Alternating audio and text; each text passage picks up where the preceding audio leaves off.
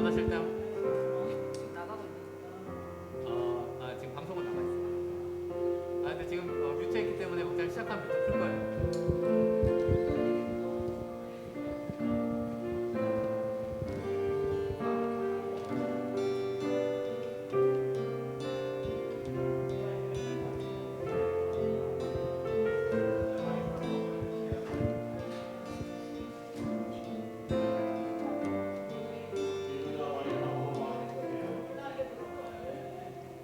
네? 말 한마디만 해주세요. 네.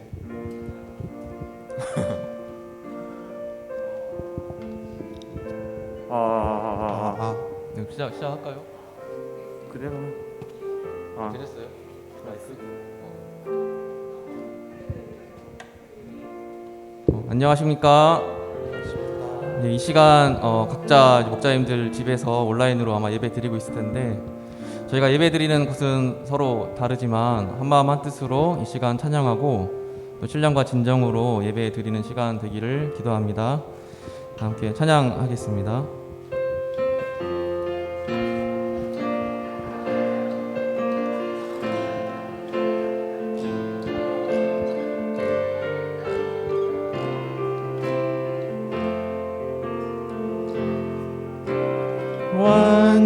완전하신 나의 주 의의 길로 날 인도하소서 행하신 모든 일 주님의 영광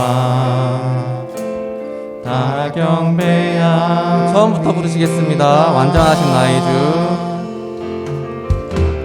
완전하신 나의 주 의의 길로 날 인도하소서 행하신 모든 일 주님의 영광 다 경배합니 예배합니다. 예배합니다. 찬양합니다. 주님만 날 다스리소서. 예배합니다. 찬양합니다. 주님 홀로 높임 받으소서. 처음부터 부르시겠습니다. 완전하신 나의 주 완전하신 나의 주 의의 길로 날 인도하소서 행하신 모든 일 주님의 영광 다 경배합니다. 예배합니다. 찬양합니다. 예배합니다. 찬양합니다. 주님만 날 다스리소서. 예배합니다. 찬양합니다. 주님 홀로 높임 받. 예배합니다. 찬양합니다. 예배합니다. 찬양합니다. 주님만 날 다스리소서. 예배합니다. 찬양합니다. 주님 홀로 높임 받으소서.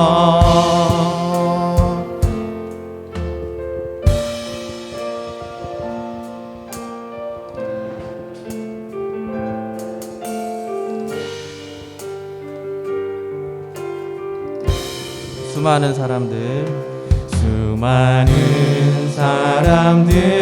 주를 따르네.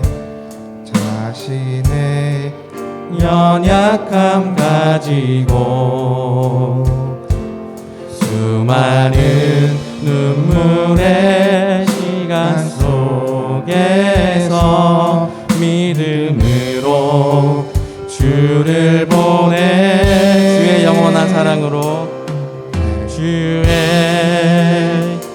영원한 사랑으로 주의 말씀을 이루시네.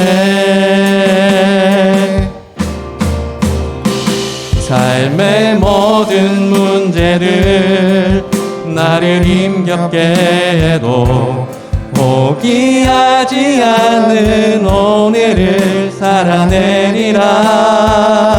소망이 보이지 않는 내 삶 속에 주님만이 소망되어 주의 뜻 이루시리라. 내 앞에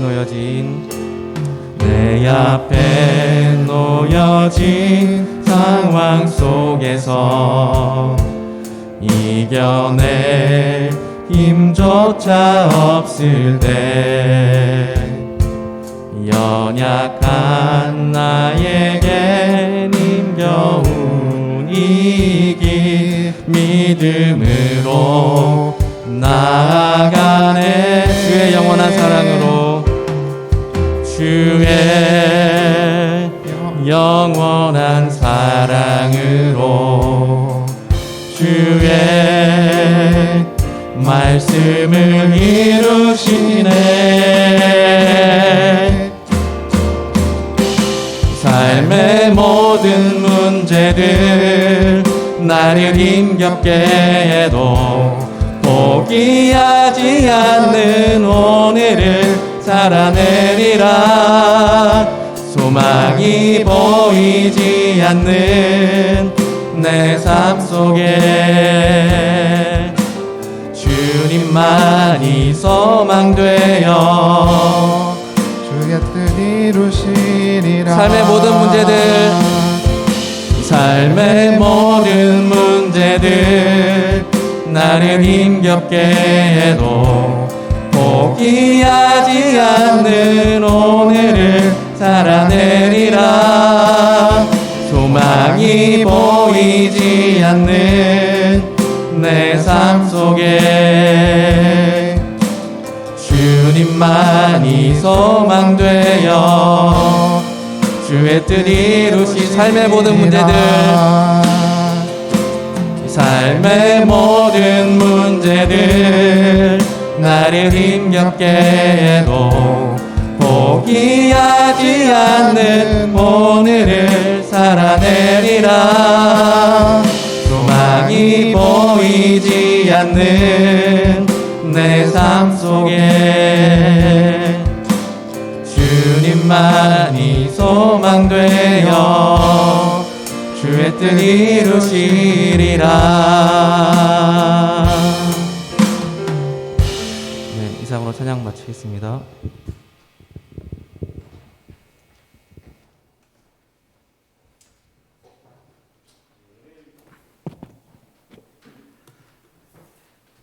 예배를 위해서 가지고 계신 핸드폰을 꺼주시거나 진동을 해주시면 감사하겠습니다.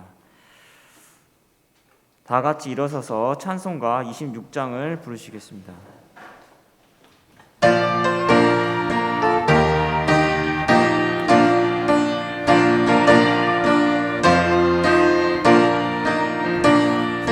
주를 아는 이들 찬송하고 찬송하세. 마음과 뜻과 힘다하여 경배 드리세. 주를 알지 못한 이들 주가 친히 인도하사 그의 피로 구속하니 찬송 부르세. 악한 사람 도움받아 시험 중에 참게 되니 모든 죄를 이기림은 믿음뿐이라.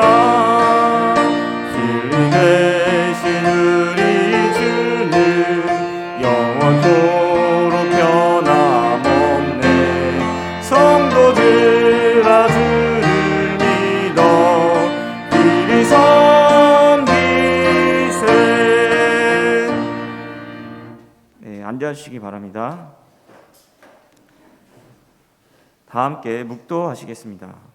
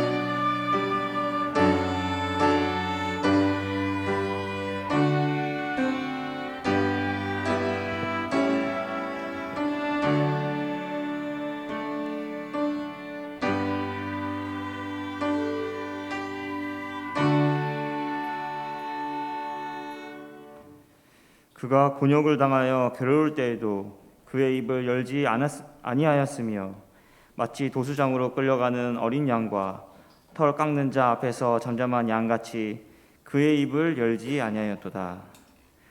사랑과 은혜가 풍성하신 하나님 아버지, 지난주 말씀을 통해 태초에 말씀으로 계셨던 예수님께서 이 땅에 오신 놀라운 성육신의 진리에 대해서 배웠습니다. 우리가 요한복음 말씀을 통해 살아계신 말씀, 살아계신 진리로 이 땅에 오신 예수님을 깊이 배우길 기도합니다. 예수님께서 주시는 은혜와 진리의 빛으로 세상과 죄가 주는 어두움을 걷고 영육간의 성령 충만을 누리길 기도합니다. 이제 예배를 드리는 시간입니다. 저희의 죄와 허물을 감추시고 다만 성령으로 이 시간 함께하여 주시길 기도합니다. 김갈래 목자님께서 요한복음 2강 보라 하나님의 어린 양이로다 말씀을 권세 있게 전할 수 있도록 도와주시고 말씀의 은혜를 넘치게 부어주시길 기도합니다. 예수님의 이름으로 기도드렸습니다. 아멘. 네, 다 같이 일어서서 사도신경으로 신앙 고백 후 찬송가 27장을 부르시겠습니다. 전능하사 천지를 만드신 하나님 아버지를 내가 믿사오며 그 외아들 우리 주 예수 그리스도를 믿사오니 이는 성령으로 잉태하사 동정녀 마리아에게 나시고 본디오 빌라도에게 고난을 받으사 십자가에 못 박혀 죽으시고 장사한 지 사흘 만에 죽은 자 가운데서 다시 살아나시며 하늘로사 전능하신 하나님 우편에 앉아 계시다가 저희로서 산 자와 죽은 자를 심판하러 오시리라. 성령을 믿사오며 거룩한 공예와 성도가 서로 교통하는 것과 죄를 사하시는 것과 몸이 다시 사는 것과 영원히 사는 것을 믿사옵나이다. 아멘.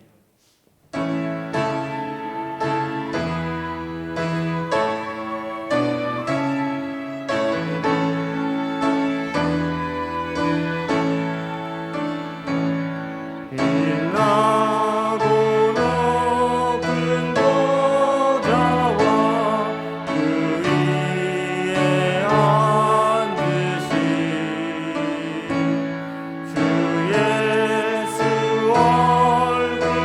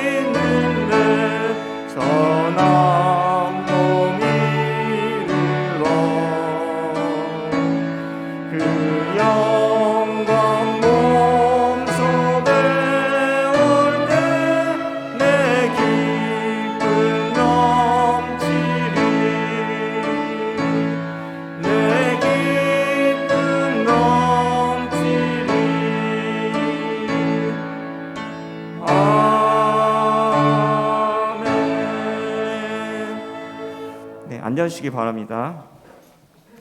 이 시간 예배를 위해 김선영 목자님께서 대표 기도해 주시겠습니다.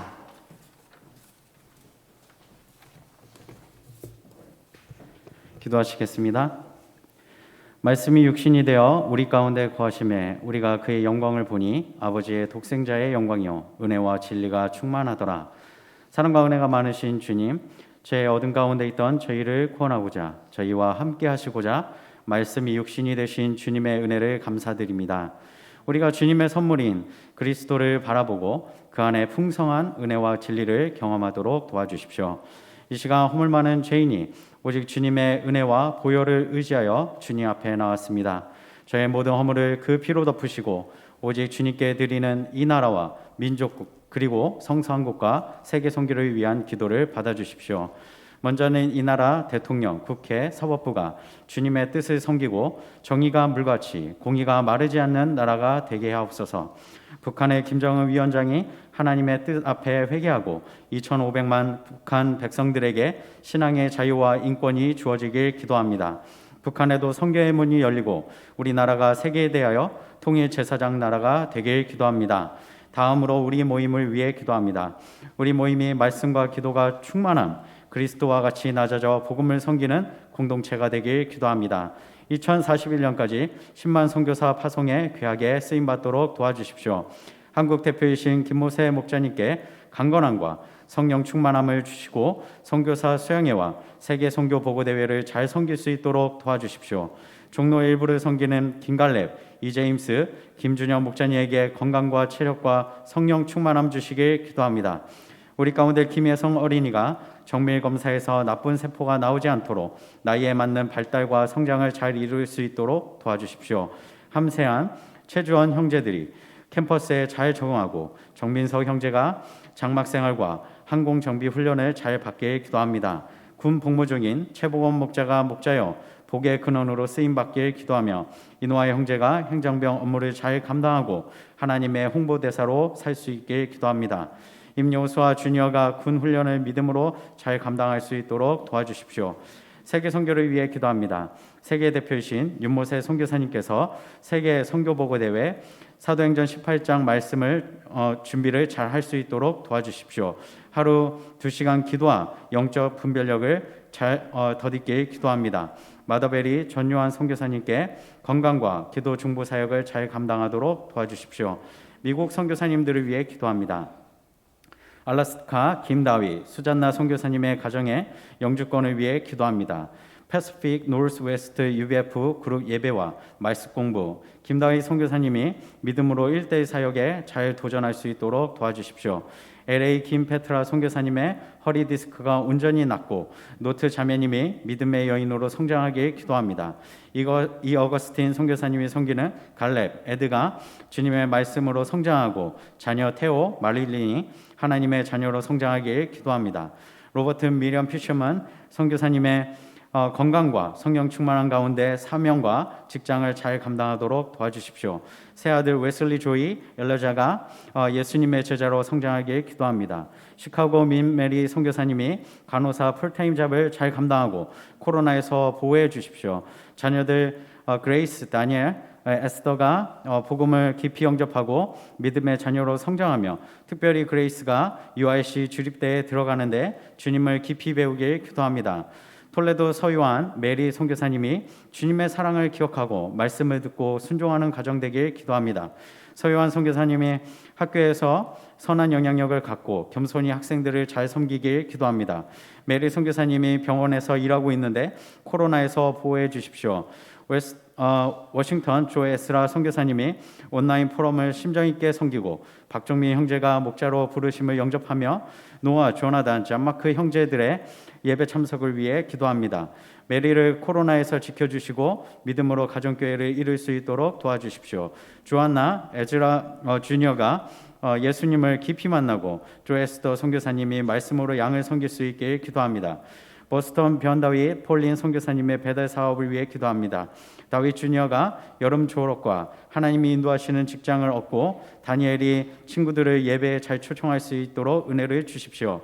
버클리 윤 에이브 수지 선교사님이 그리고 직장 동료, 학생들을 주님의 사랑으로 잘 섬길 수 있길 기도합니다. 조앤나 일리자 조세핀이 말씀 안에 성장하고 미래 방향을 잘 잡길 기도합니다. 윤수지 선교사님이 건강하게 직장 일을 하고 윤에이브 선교사님이 매일 성경을 읽으며 성경 전체를 잘 이해할 수 있도록 도와주십시오. 세인트 루이스 양누가 엘리자베스 선교사님의 동요 역사를 위해 기도합니다. 양누가 선교사님이 컴퓨터 프로그래밍 잡을 잘 감당할 수 있도록 도와주십시오. 저희가 이 시간은 주님께 예배를 드리고자 나왔습니다. 저희의 마음과 생각을 열어주시고 말씀을 전하시는 김갈래 목사님을 통해 보라 하나님의 어린 양이로다 말씀을 권세 있게 허락하여 주십시오. 저희를 위해 십자가를 대신 지신 그리스도의 은혜가 충만한 시간이 되길 기도합니다. 이 시간 오직 주님께서 모든 영광을 받아 주시옵소서. 감사드리며 예수님의 이름으로 기도드렸습니다. 아멘.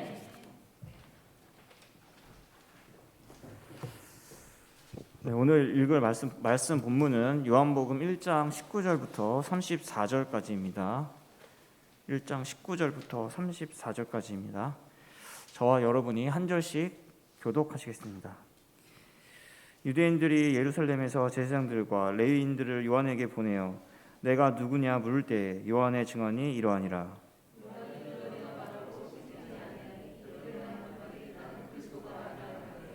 또 묻되 그러면 누구냐 내가 엘리야냐 이르되 나는 아니라. 또 묻되 내가 그 선지자냐 대답하되 아니라.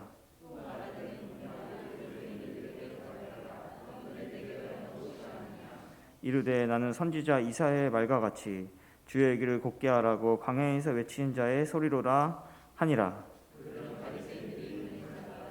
또 물어 이르되 내가 만일 그리스도도 아니요 엘리야도 아니요 그 선지자도 아닐진데 어찌하여 세례를 베푸느냐.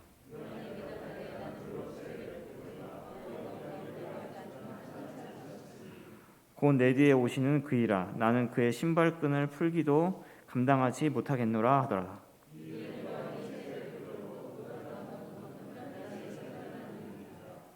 이튿날 요한이 예수께서 자기에게 나아오심을 보고 이르되 보라 세상 죄를 지고 가는 하나님의 어린 양이로다.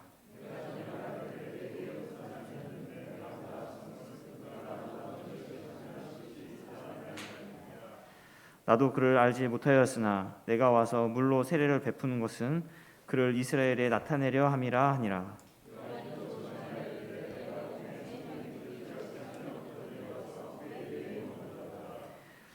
나도 그를 알지 못하였으나 나를 보내어 물로 세례를 베풀라 하신 그 이가 나에게 말씀하시되 성령이 내려서 누구 위에든지 머무는 것을 보거든 그가 곧 성령으로 세례를 베푸는 이인 줄 알라 하셨기에. 네, 여기까지입니다. 다음은 특송이 있겠습니다.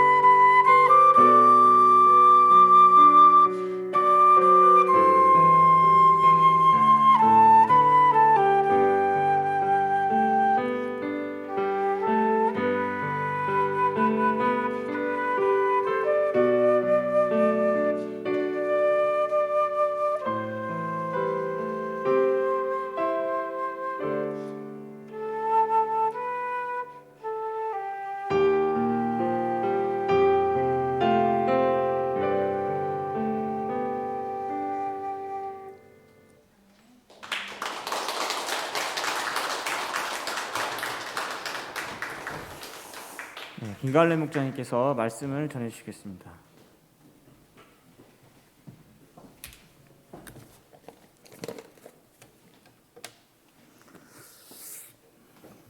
네, 여러분 안녕하십니까? 특주 감사합니다. 특주가 마음에 이렇게 그 음악이 칼처럼 파고들어서 막힌 영적인 혈관을 이렇게 뚫어주는 것 같은, 그래서 예수님의 그 십자가 사랑으로 우리를 인도한 것 같습니다. 네, 감사합니다. 오늘 요한복음 2강 말씀 제목은 보라 하나님의 어린 양이로다입니다. 29절을 같이 읽도록 하겠습니다.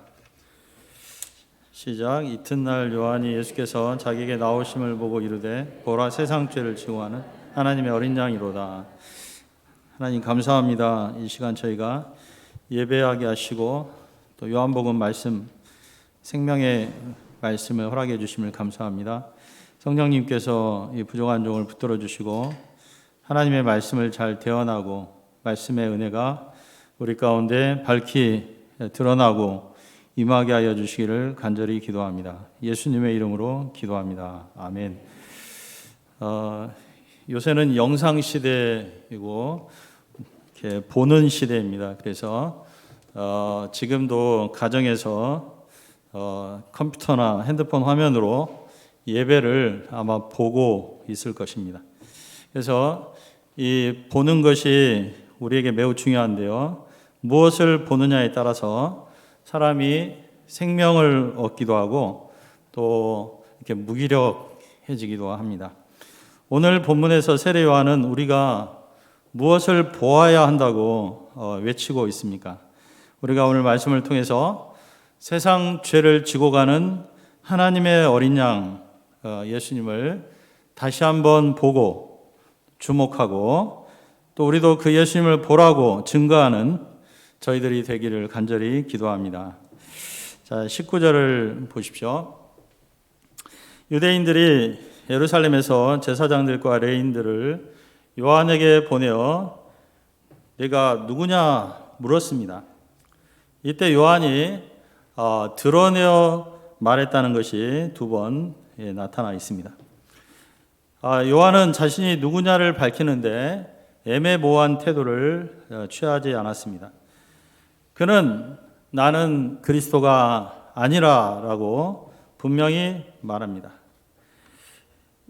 이것은 당시 사람들이 세례 요한을 그리스도인가 할 정도로 생각할 정도로 그의 인기와 영향력이 컸다는 것을 보여주고 있습니다. 이렇게 인기가 높아졌을 때 자신을 부정하기가 쉽지 않습니다. 적당히 침묵함으로써 자기가 그리스도로 높임받는 것을 즐길 수가 있겠죠. 그러나 세례 요한은 그런 마음에 찬물을 끼얹듯 또 칼로 무를 베듯이 자신이 그렇게 높임받을 그리스도가 아님을 적극적으로 증언했습니다. 21절을 또 보십시오. 그러자 조사단이 그러면 내가 엘리야냐라고 물었습니다. 이에 대해서 세례 요한은 즉각 나는 아니라라고 부정했습니다. 그런데 세례 요한 수태고지 때 천사가 세례 요한 보고 엘리야의 심령과 능력으로 사역할 것이다라고 말을 하였었고 예수님도 세례 요한을 가리켜 그 오리란 엘리야가 맞다고 하셨었는데 그리고 세례 요한도 엘리야를 사모했는지 엘리야 같은 복장을 하고 사역을 했었습니다. 그런데 세례 요한이 자기가 엘리야가 아니다라고 부정한 것은 어떤 의미를 가질까요? 조사단이 말하는 엘리야하고 예수님이 긍정한 엘리야는 좀 달랐기 때문입니다. 조사단이 말하는 엘리야는 죽지 않고 승천했다가 하늘로서 실제로 강림한 신비한 존재로서 그리스도의 선구자 정도가 아니라 그리스도로 생각되는 그러한 인물이었습니다. 즉 당신이 엘리야냐 하는 질문은 당신이 그리스도냐 하는 질문하고 같은 질문인 셈입니다. 그래서 세례 요한은 오해의 소지를 없애기 위해서 단호하게 노라고 답변한 것 같습니다. 이제 조사단이 마지막 질문을 합니다. 그러면 내가 그 선지자냐? 예, 그 선지자는 모세가 예언한 그 신명기 18장 15절이죠. 그 선지자도 그리스도라는 말로 사람들은 이해하고 있었습니다. 그래서 이번에도 요한은 짧고 단호하게 아니라라고 대답했습니다. 그의 대답을 영어로 보면 이렇습니다. I am not the Christ. I am not, no. 이렇게 점점 줄어들고 있습니다. 사람들은 자기에 대해서 이렇게 장황하게 말하기를 좋아합니다. 자기를 드러낼 때, 자기를 변명할 때, 그렇죠? 그러나 요한은 자기에 대해서 아주 간단하고 짧게 대답합니다. 우리가 여기서 특히 이제 인정받고 잘 나갈 때 우리가 내면 관리를 잘해야 된다는 것을 세례 요한 통해서 배우게 됩니다. 우리 한국 교회사의 유명한 박태선이라는 인물은 얼마나 겸손한 사람이었는지 항상 자기는 주님의 걸레자루라고 말했던 그런 인물이었습니다. 그런데 하나님이 그에게 은혜를 주시고 특히 신유의 은사를 주셨습니다. 그래서 수많은 목회자들이, 성도들이 한강변에 와서 그에게 무릎 꿇고 안수를 받았고, 이제 목회자들도 와서 그에게 무릎 꿇고 안수를 받기 시작했습니다. 그러자 그의 마음이 점점 교만해지기 시작했습니다. 그러더니 정말 놀랍게도 자기를 하나님으로 선포하고 그리고 스스로 천부교를 창시했습니다. 그런데 그가 얼마 후에 폐암으로 결국 사망하고 말았습니다. 이런 그의 삶과 결말은 사람이 얼마나 참 어이없이 교만해지기 쉽고 또 착각에 빠지기 쉬운가를 잘 보여줍니다. 사람이 특히 뭘 잘하고 있을 때 항상 자기의 본질이 뭔지에 불과함을 알아야 하고 하나님 앞에서 자신을 낮추어야 합니다. 위대한 종들은 특히 그걸 잘했는데요. 사도 바울은 잘 되었을 때 뭐라고 그랬습니까? 나의 나된 것은 다 하나님의 은혜라라고 말했습니다. 그렇습니다. 모든 것이 하나님의 은혜로 된 것입니다. 하나님이 그 은혜를 거두어 가시며 우리는 한순간에 초라해지고 무능한 자로 전락될 뿐입니다.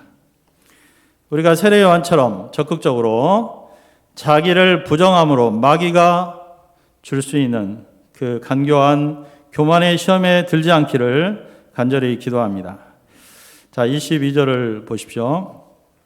조사단이 또 세례 요한에게 도대체 그러면 누구냐라는 취지의 질문을 합니다. 우리를 보낸 이들에게 대답을 해야 될 것이 아니냐. 너는 내게 대하여 무엇이라고 하느냐. 다그쳤죠. 이에 대해서 세례 요한이 이번에는 자기가 어떤 사람인가를 분명하게 밝힙니다. 23절을 같이 읽도록 하겠습니다. 23절 시작.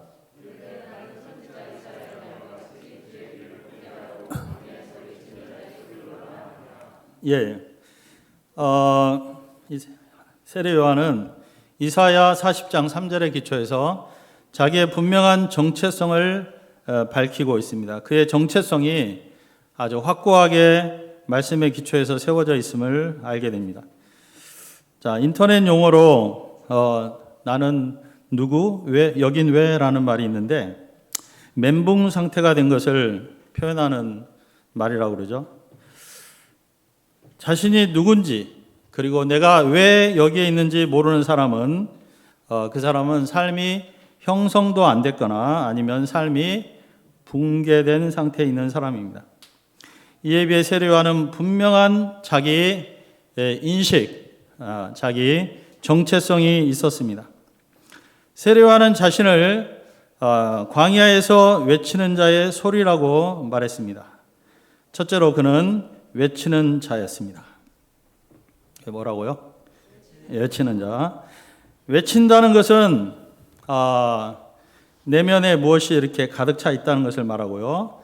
그리고 모두가 들어야 될 진리를 소유하고 있음을 의미합니다.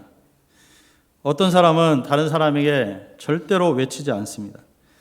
다른 사람에게 어떤 것도 요구하지 않고 주장하지도 않습니다. 그런데 그 이유가 정말 그 사람이 배려심 있고 겸손해서 그런 것이라면 문제가 없겠습니다. 그런데 그의 내부에 정말 다른 사람들에게 전파해야 될 신념과 진리의 부재 문제라면 그것은 문제가 있습니다. 우리 내부에 정말 소리 높여서 외쳐야 될, 공유해야 될 만한 가치와 진리가 있는가 없는가? 내면이 진공 상태로 텅 비어 있는가? 이것은 불행한 상태입니다. 두 번째로 그는 자기를 소리라고 말했습니다. 무엇이라고 그랬죠? 소리. 그는 그리스도의 영광을 드러내고 자신은 흔적도 없이 사라지고자 하는 그런 분명한 자세가 있었습니다. 그는 크신 그리스도의 존재감 앞에서 자신을 심히 작은 존재로 여기는 자기 발견과 심히 작은 자신에 매이지 않는 대범한 자유함이 있었습니다. 그는 아마 예를 들면 그리스도를 한 지구만큼 크게 여기면 자기 자신은 지구에 붙어있는 먼지 하나만큼이나 작게 여겼습니다. 25절부터 27절을 보겠습니다. 이제 조사단이 세례 요한을 책망하듯이 묻고 있습니다. 아니 내가 만일 그리스도도 아니고 엘리야도 아니고 그 선지자도 아닌데 왜 세례를 베풀고 그래? 본래 세례는 이방인들이 유대인으로 개종할 때 받았습니다. 그런데 유대인들에게 세례를 준다는 것은 그들을 다시 태어나야 될 정도로 이방화되어 있다는 전제를 깐 셈입니다. 그런데 이렇게 매우 심각한 문제가 되는 이 세례를 아니 그리스도도 아닌 자가 종교 지도자들의 허락도 없이 임의로 행하고 있으니 이 문제가 아니냐라는 책망입니다. 이에 대해서 세례 요한은 그 대답을 다음 날로 미룹니다. 31절에 보면 그 대답이 다음 날에 나와요. 우리가 이렇게 대답할 때 미루는 것도 배워야 될 것 같습니다. 우리는 조급해가지고요. 누가 나에 대해서 무슨 오해를 한다거나 그러면 당장 전화를 건다거나 당장 카톡으로 답을 할 수 있는데 그냥 어떻게 생각하든 천천히 그 다음날 대답을 합니다. 그리고 그 대신에 그는 자기에 대한 이야기를 하지 않고 당신들 가운데 정말 알아야 될 분이 있다. 그 관심을 예수님에게 돌리고 있습니다.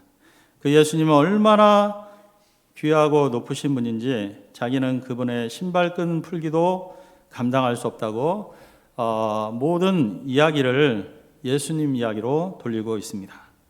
자, 29절을 우리 다 같이 읽도록 하겠습니다. 시작.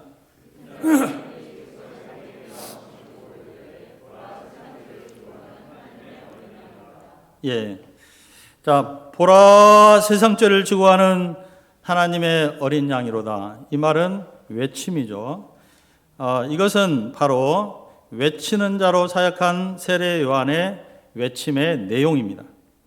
보라라는 말은 감탄사입니다. 우리가 지금까지 살아오면서 정말 감탄할 만한 것을 본 적이 있습니까? 무엇을 봤을 때 감탄이 되었습니까? 보통 이제 자연의 모습에 우리가 감탄을 많이 하죠. 정말 기가 막히게 아름다운 모습들이 있습니다. 그 다음에 이제 우리가 이제 자연과학을 배운다든가 그럴 때 우주의 모습을 볼 때 정말 놀랍다 그렇게 감탄한 적이 있습니다. 그리고 종종 아름답고 멋진 사람들을 볼 때 예를 들면 우리 김선영 목사님 같은 그 미남을 볼 때 감탄하고 또 가끔 너무 예쁜 자매님이 지나가면 자기도 모르게 이렇게 눈이 돌아가는 체험을 하신 분이 있죠. 네. 그런데 세례 요한은 온 인류가 감탄하고 바라봐야 될 분이 하나님의 어린 양이고 그 감탄스러운 광경은 하나님의 어린 양이 세상 죄를 지고 가는 모습이다 라고 말했습니다. 하나님의 어린 양의 모습이 세상에서 가장 감탄스러운 광경이며 우리 모두가 주목해야 될 모습이라는 의미였습니다. 예, 그러면 사진을 이 우주의 모습인데요. 정말 감탄스럽죠. 크기도 감탄스럽고, 그렇죠. 저런 거 하나가 이제 은하계 하나씩이지 않습니까? 근데 이보다 더 감탄스러운 것은 바로 하나님의 어린 양입니다. 이렇게 묶여가지고 이제 죽이기 전에 그런 모습이지 않습니까? 그래서 이 세상에서 가장 감탄하고 우리가 바라보고 또 거기에 사로잡히고 정말 붙들려야 될 것이 바로 하나님의 어린 양의 모습입니다. 어린 양은요, 칼로 찔러서 이제 죽이는데 소리 없이 죽는 게 특징입니다. 어린 양은 아무 소리도 내지 않습니다. 이렇게 돼지처럼 멱다는 소리를 내고 온 동네를 시끄럽게 하지 않고 그냥 조용히 죽어갑니다. 세상 죄를 지고 가는 하나님의 어린 양, 이것은 구약 성경에 정통하고 하나님의 영감이 충만했던 세례 요한이 묘사한 것으로서 이보다 더 이 땅에 오신 예수님을 가장 잘 설명한 묘사는 없습니다. 이 말은 예수님이 왜 이 세상에 오셨는지를 가장 잘 설명한 말입니다. 한마디로 예수님은 세상의 죄 문제를 해결하기 위해 오신 우리의 구원자이십니다. 우리가 이 말씀을 통해서 몇 가지를 생각해 볼 수 있는데, 첫 번째는 우리의 가장 심각한 문제는 죄 문제라는 사실입니다. 죄 문제는 인간이 하나님을 부정하고 살면서 온갖 종류의 실체적인 죄를 생각과 말과 행동으로 지으면서 그로 인한 심각한 대가를 치르는 것을 총체적으로 죄 문제라고 합니다. 어떤 사람은 죄 문제가 심각한가, 먹고 사는 문제, 경제 문제 이런 것들이 심각하다고 생각합니다. 그러나 이 죄 문제는 얼마나 심각합니까? 로마서 6장 23절을 보면 죄의 싹은 사망이라고 하였고, 히브리서 9장 27절을 보면 한 번 죽는 것은 사람에게 정하신 것이요 그 위에는 심판이 있다고 했습니다. 어떤 사람은 이 죄 문제의 심각성을 인식하고 괴로워하기도 하고, 어떤 사람은 전혀 인정하지도 인식하지도 않습니다. 그렇지만 내가 인정하든 인정하지 않든 이 죄 문제는 정말 심각한 결과를 초래합니다. 우선 우리 나중에 우리가 그리스도의 심판대 앞에 서서 심판을 받고 영원한 고통에 떨어지게 됩니다. 현재는 하나님과 분리되어 우주에 고하여 하나님의 원수로 하루하루를 살아야 되는 고통을 갖게 됩니다. 그러니 이 죄 문제를 해결하지 않고 사람은 정말 근본적으로 행복할 수 없으며 그 어떤 성공과 소유에도 그런 인생의 루저요 패배자에 불과합니다. 그러므로 사람이 행복하려면 반드시 죄 문제를 해결해야 합니다. 두 번째로 죄 문제는 오직 하나님이 예비하신 어린 양을 통해서만이 해결됩니다. 사람이 자기 죄 문제를 해결하려고 시도를 많이 합니다. 고행을 하기도 하고 수행을 하기도 합니다.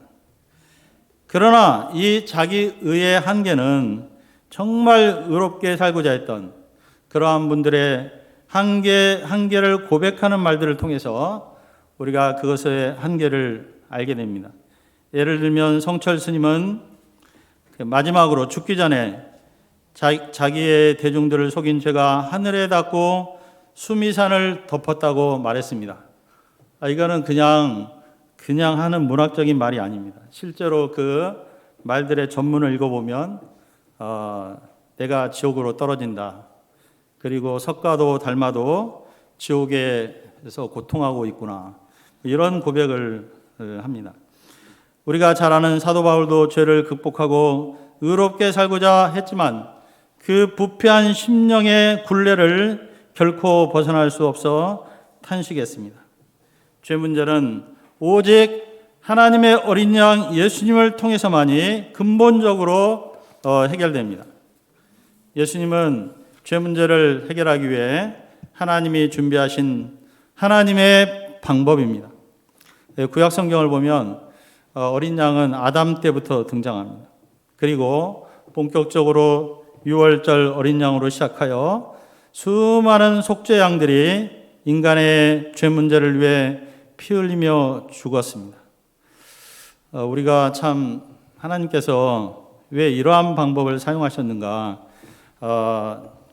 좀 받아들일 수 없는 그러한 마음들이 있습니다. 그러나 이것은 그 어린 양들의 죽음을 통해서 죄의 심각성을 가르치고자 함이었습니다. 그런데 이 동물 어린 양들은 죄 문제를 근본적으로 해결하는 피의 능력에 제한이 있었습니다. 정말 강력한 표백제 같은 그러한 능력이 없었습니다. 또한 무수한 동물의 희생과 희생 제사의 번거로움도 있었습니다. 이에 하나님은 마침내 인간의 죄악된 본성까지 표백시킬 수 있는 그런 강력한 피의 능력을 가진 하나님의 어린 양을 준비하셨습니다. 그 하나님의 아들의 그 피는 너무나 귀하고 능력이 있어서 단번에 영원한 속죄를 할 수 있는 그러한 완전한 능력을 갖고 있었습니다. 우리가 하나님의 어린 양 예수님을 바라볼 때 우리의 어떤 추하고 악한 과거의 죄도 현재의 죄도 말끔히 씻겨나감을 체험합니다. 그 피의 능력이 때마다 우리 안에서 샘솟아 죄의 소원을 이기게 하고 우리로 하여금 거룩한 하나님의 자녀로 날마다 새로워지게 합니다.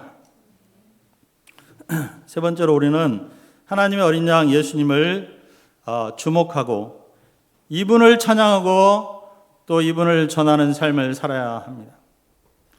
우리는 하나님의 어린 양 예수님을 생각할 때 그의 피의 능력과 함께 두 가지를 생각하는데 하나님이 얼마나 죄인들을 사랑하시는지 그 사랑의 크기를 생각하게 됩니다. 또한 우리 죄인들을 위해 말없이 도살장으로 끌려가는 어린 양과 같이 되신 예수님의 그 사랑과 희생과 또 섬김을 감사와 찬양하지 않을 수 없습니다. 이 하나님의 어린 양 예수님의 희생과 죽으심은 너무나 위대하기에 우리 요한계시록에 보면 어린 양 하나님의 어린 양이 계속 찬양을 받고 있습니다. 우리가 참 여러 가지 볼만한 것들이 있고 마음 뺏길 만한 것들이 많지만 우리가 이 하나님의 어린 양 예수님께 새로 주목해야 되겠습니다. 그리고 이 예수님의 섬김에 새롭게 감사하고 사로잡히고 이 예수님을 찬양하는 삶을 살 수 있기를 기도합니다. 특별히 이제 사역자들이 자기가 주목받고 자기가 찬양을 받고자 하는 그런 마음이 있는데 오직 정말 찬양받으실 분은 어린 양 예수님밖에 없습니다.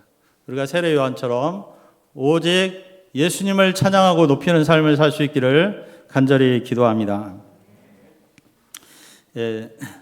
저는 어린 시절 죄 문제를 가지고 있었는데 제가 우연히 알게 된 그 죄 정욕 행위로 그 자고 있던 여동생에게 몰래 죄 정욕 행위를 하게 됐는데 이것이 어린 시절에 깊은 죄의식과 수치심을 주었습니다. 저는 이제 그 죄를 짓기 전에 백지 상태로 돌아가고 싶었지만 그럴 수가 없었습니다. 학교에서는 우등생이고 모범생이었지만 더럽혀진 자신에 실망하고 삶의 소망을 가질 수 없었습니다. 저는 그때 하나님을 몰랐는데 이 문제로 어느 날 이제 학교에서 돌아오는 길에 하늘을 바라보며 탄식하며 기도인지 뭔지 모르겠는데 하여튼 저를 구원해 달라고 뭐라고 이렇게 했던 것 같습니다. 기도를 했던 것 같습니다. 근데 놀랍게 하나님께서 그 기도를 한 얼마 후에 친구가 저를 이제 어린이 성경학교에 인도했습니다. 거기서 저는 저를 위해 십자가에 달려 죽으신 예수님을 바라보게 되었습니다.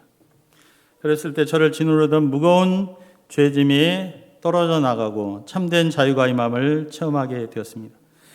그러나 그 후에도 청소년 시절에 이 정욕의 죄에서 온전히 자유로울 수 없었습니다. 제가 대학에 와서 1학년 여름 수양에 초청을 받았는데 우리 목자님께서 그 십자가에 달려 죽으신 예수님 메시지를 전하셨습니다. 누가복음 23장 34절 아버지 저들을 사하여 주옵소서 자기들이 하는 것을 알지 못함이니라. 이 기도하시는 예수님의 용서의 기도와 사랑을 덧입게 되었습니다. 수양의 마지막 날 저는 요한의 아들 시몬아 내가 나를 사랑하느냐 는 말씀을 듣게 되었는데 저를 위해 십자가를 지신 주님의 저를 향한 사랑 고백에 깊은 감동을 받았습니다. 그래서 이제 메시지를 들으면서 울었는데 메시지 끝나고도 계속 눈물이 나오고 그치지 않았습니다. 그래서 수양관 옆에 시냇가에 가서 혼자서 하염없이 흐르는 눈물을 씻고 또 씻었습니다. 그리고 나서 이제 하늘을 바라봤는데 새로운 하늘이 열려 있는 것을 체험했습니다. 저는 하나님의 어린 양 되신 예수님을 사랑하게 됐고 예수님만 주목하는 삶을 살기로 결단했습니다. 그 십자가의 사랑과 피의 능력이 저를 사로잡았고 놀랍게도 저는 청년의 정욕을 이기고 그 어렵지 않게 주님과 주님의 양들을 섬기는 삶을 살 수 있었습니다. 마치 야곱이 라헬에게 꽂혀가지고 7년을 수일처럼 여긴 것처럼 예수님께 꽂혀서 청년의 시기를 아름답고 행복하게 보낼 수 있었던 것 같습니다. 제가 참 그때도 지금도 바라볼 것이 많지만 하나님의 어린 양 예수님만이 정말 제가 감탄하고 찬양할 분임을 생각하게 됩니다. 제가 다시금 이 주님께 주목하고 주님을 사랑하고 주님의 양들을 사랑하고 섬기는 삶을 잘 감당할 수 있기를 기도합니다. 30절부터 34절을 보십시오. 예수님은 인간적으로 세례 요한의 친척 동생이지만 신성으로는 태초부터 계셨던 하나님의 아들이십니다. 그렇기 때문에 죄가 없고 그렇기 때문에 그의 죽으심은 대속의 효력을 갖습니다. 세례 요한이 예수님을 잘 몰랐는데 자기에게 세례를 주라고 하셨던 분이 누군가에게 성령이 임하는 것을 보면 그분이 성령세를 베푸는 분임을 알라고 하셨기에 예수님을 알게 되었습니다. 35절, 36절을 보십시오. 이튿날에 세례 요한이 예수님을 다시 증거합니다. 그리고 두 제자가 예수님을 따르게 합니다. 세례 요한은 제자들이 자기보다 예수님을 따르도록 도왔습니다. 그 두 제자는 예수님을 제대로 깊이 알고자 예수님께 어디 계신지 물었고 예수님과 하루를 온전히 함께했습니다. 그리고 두 제자 중에 한 사람 안드레가 형 시몬을 찾아 말했습니다. 형, 우리가 메시아를 만났어. 그리고 형을 예수님께로 인도했습니다. 예수님은 베드로에게 비전을 심는 말씀을 주셨습니다. 내가 요한의 아들 시몬이니 장차 게바라 하리라. 이는 점쟁이식 예언이 아니고 이 연약한 베드로를 교회와 하나님 나라의 반석으로 삼으시는 예수님의 의지와 비전이 피력된 것입니다. 38절을 우리 다시 한번 읽어보겠습니다. 38절 시작.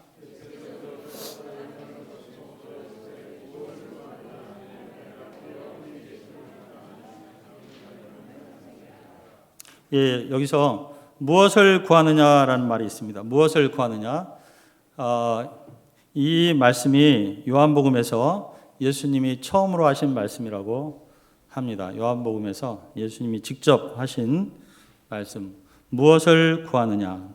이것은 그냥 평범하게 들을 수도 있지만 아주 본질적인 질문이라고 생각합니다.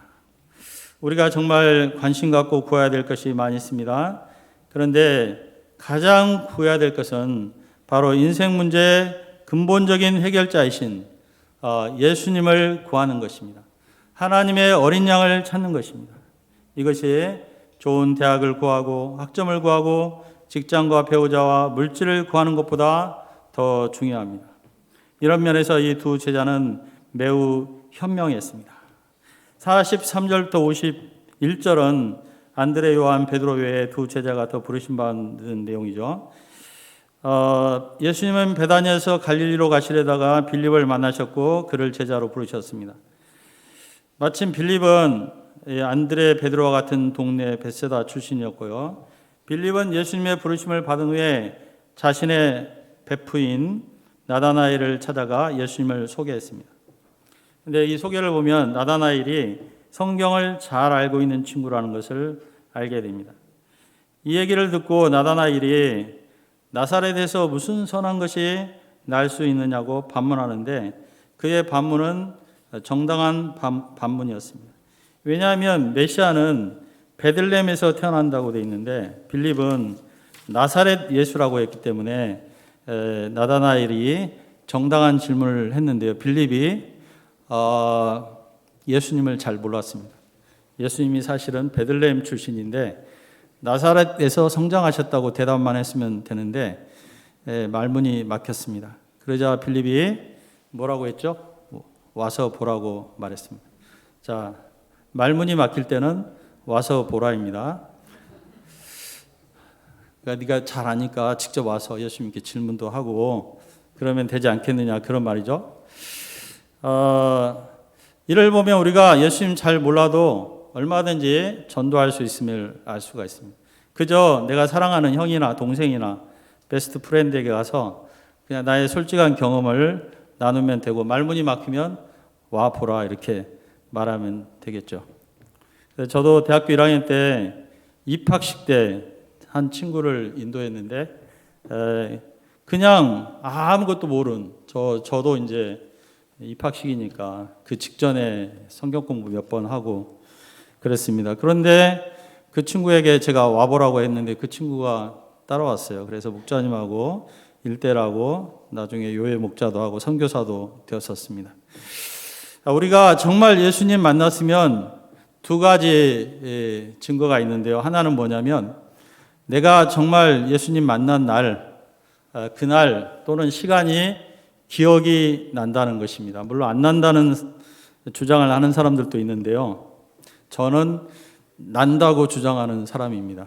왜냐하면 어떻게 자기 인생 문제 해결자, 자기가 모든 것을 쏟아부어 사랑하기로 결단한 주님을 만난 날이 기억이 안 날 수 있을까 그런 생각이 듭니다. 두 번째는 예수님 만난 사람의 특징은 뭐냐면 반드시 전도한다는 것입니다.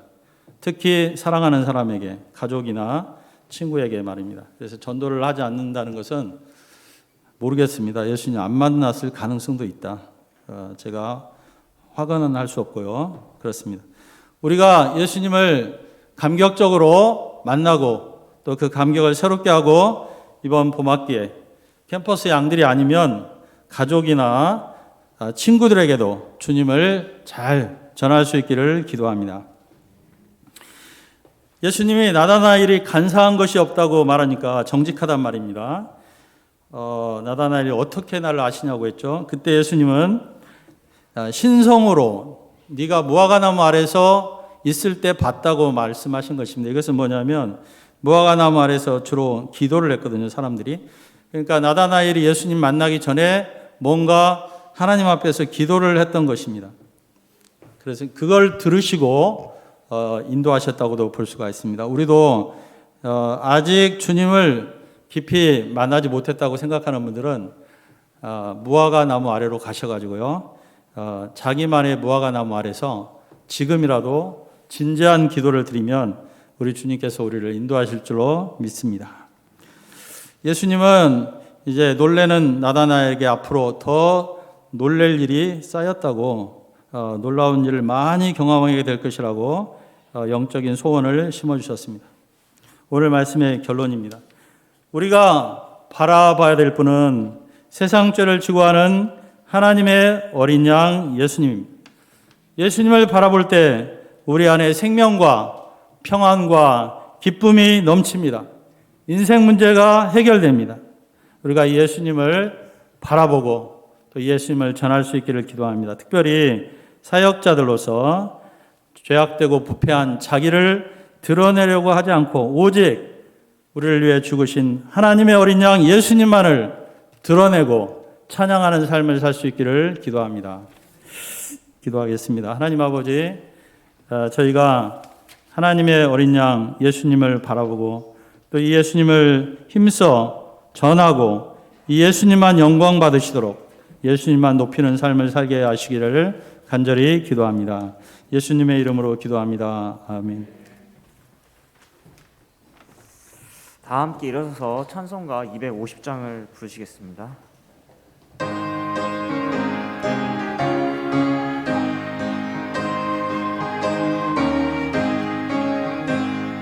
구주의 십자가 보혈로 죄 씻음 받기를 원하네. 내 죄를 씻으신 주 이름 찬송합시다.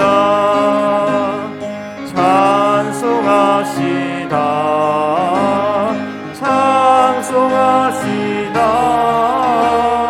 내 죄를 씻으신 주 이름 찬송합시다. 죄악을 속하여 주신 주 내 속에 들어와 계시네. 십자가 앞에서 주 이름 찬송합시다. 찬송합시다. 찬송합시다. 내 죄를 씻으신 주 이름 찬송합시다. 주 앞에 흐르는 생명수 날 씻어 정하게 하시네. 내가 본 정성을 다하여 찬송합시다. 찬송합시다. 찬송합시다. 내 죄를 씻으신 주 이름 찬송합시다. 내 주께 회개한 영혼은 생명수 가운데 젖었네. 흠없고 순전한 그 이름 찬송합시다. 찬송합시다. 찬송합시다. 내 죄를 씻으신 주 이름 찬송합시다. 네, 앉아주시기 바랍니다. 다 함께 기도하시겠습니다. 사랑과 은혜가 풍성하신 하나님 아버지, 이 시간 보라 하나님의 어린 양이로다 말씀을 주시니 감사합니다. 예수님이 우리의 그리스도가 되는 가장 중요한 이유는 예수님이 우리의 죄를 지고 가는 하나님의 어린 양이 되셨기 때문입니다. 예수님의 십자가 죽음이 예수님이 그리스도이신 가장 강력한 증거입니다. 우리가 나의 죄를 위해 십자가를 지신 예수님을 그리스도로 깊이 만나길 기도합니다. 우리가 주의 은혜 아래 항상 감사하는 생활을 하고 우리의 이웃과 주변에 십자가의 사랑과 은혜를 증거하길 기도합니다. 하나님 아버지, 이 시간 저에게 베푸신 은혜에 대하여 정성껏 헌금을 드렸습니다. 이 물질을 축사하사 성산국과 세계 선교 역사에 귀하게 사용하여 주십시오. 예수님의 이름으로 기도드렸습니다. 아멘. 네, 김갈래 목장님께서 광고해 주시겠습니다. 예, 저희가 그 예수님을 잘 바라보고 순수한 그 영혼의 상태를 다시 잘 회복하면 좋을 것 같습니다. 오늘 양식인가 우리 보금 목자님이 인도한 거 들으니까 그 미디어 금식도 하고 예수님께 주목한다고 이제 그런 그 양식을 어제였죠? 어제 양식이었죠? 들었는데요. 우리가 참 볼 게 많은데요. 여러 가지 볼 것도 많고 그런데 잘못하면 막 눈이 썩는 것 같아요. 눈이 썩고 그 심령이 부패해지고 힘이 없어지는 것 같은데 이제 볼 게 꼭 있겠죠. 그런 건 봐야 되지만 그 적당히 보고 그 예수님을 바라보고 또 요한복음 말씀을 잘 바라보면 좋을 것 같습니다. 지난주에 그 요한복음 우리 그룹 스터디를 원하는 사람들 이렇게 해서 4명인가 5명 했는데요. 그 우리 요한 목자님하고 소민자매님하고 또 선주자매님하고 재윤 형제님하고 이런 분들 모여서 공부했는데 심령이 아주 이렇게 파릇파릇해지고 순수해지고 은혜롭더라고요. 그래서 우리가 이번 한 주간 예수님을 잘 바라보고 순수한 마음, 저는 이제 그때 그 심령을 회복하려고 작년인가 그 천마산이라는 곳에 가봤어요. 제가 그 눈물을 흘리면서 울면서 세수했던 그곳을 한번 찾아보려고.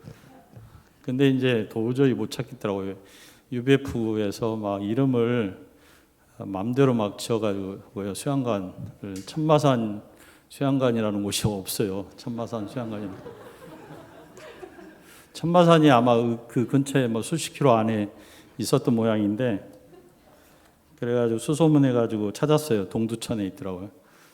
그래가지고 거기 가서 그 내과에 가서 다시 한번 이렇게 울면서 그 세수하고 그리고 다시 돌아왔는데 하여간 그 순수한 심령이 축복인 것 같습니다. 그래서 우리가 하나님의 어린 양 예수님을 바라보고 그 감동, 방금 좀 전에 나바울 목자님이 그 카톡을 보내셔가지고 읽었더니 우리 279 예배 때 자기가 특주하고 특주 아주 은혜로웠답니다. 마음에 깊이 와닿고 그리고 메시지 통해서 자기가 예수님 만났던 것을 다시 생각하게 돼서 너무 감사하다고 문자를 보내셨는데 하여튼 그러한 심령을 이 다원주의 복잡하고 세속에 찌든 이러한 시대에 그 순수한 심령을 다시 회복하면 좋을 것 같습니다. 기도 제목은 그 요한복음 말씀 역사와 또 GBS든지 1대1이든지 피싱이든지 지금 오프라인으로 이렇게 공부하러 오는 분들이 있답니다. 그래서 지난주에 보니까 어떤 사모님은 전도 그거 만들어 가지고 나가서 이렇게 나눠주고 전도하고 돌아왔더라고요. 그래서 요한복음 말씀 역사를 섬기시면 좋을 것 같고요.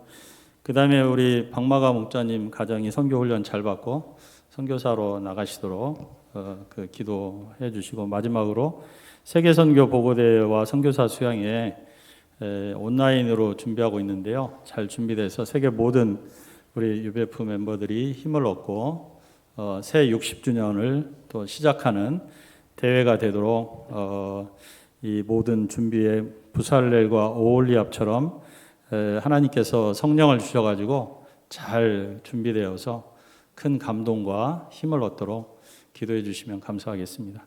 그럼 다 같이 일어나셔서 주기도 문송하시겠습니다.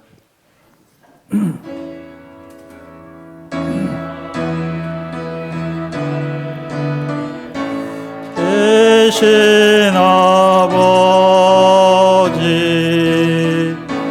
이름 거룩하사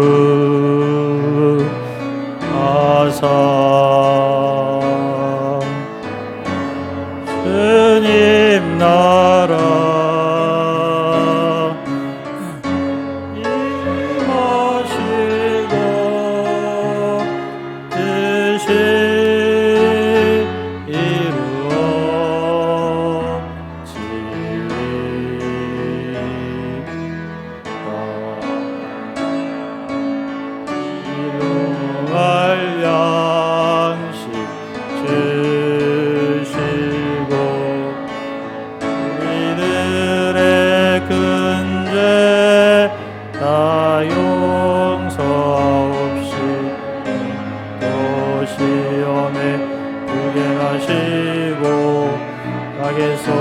구원하소서.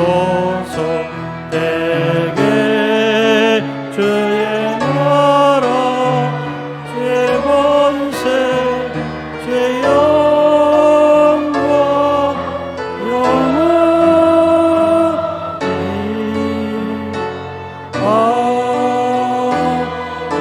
아멘. 하나님 아버지, 우리를 위해서, 우리를 죄에서 구원하시기 위해서, 우리를 위해 죽으시기 위해서 이 땅에 오신 우리 하나님의 어린 양 예수님을 인해서 감사합니다. 영원히 찬양받으시기를 기도합니다.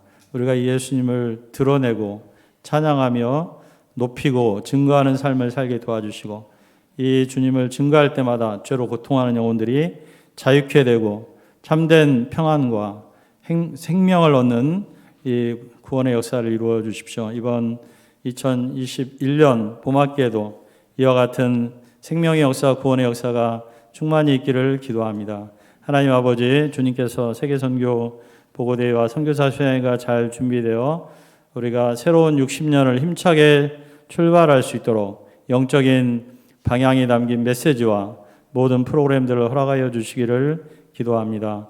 이번 한 주간 저희가 나를 위해 죽으신 하나님의 어린 양 예수님을 주목하며 새롭게 만나고 영혼의 순수함을 회복하는 그런 한 주가 되게 하여 주시기를 간절히 기도합니다. 예수님의 이름으로 기도합니다. 아멘.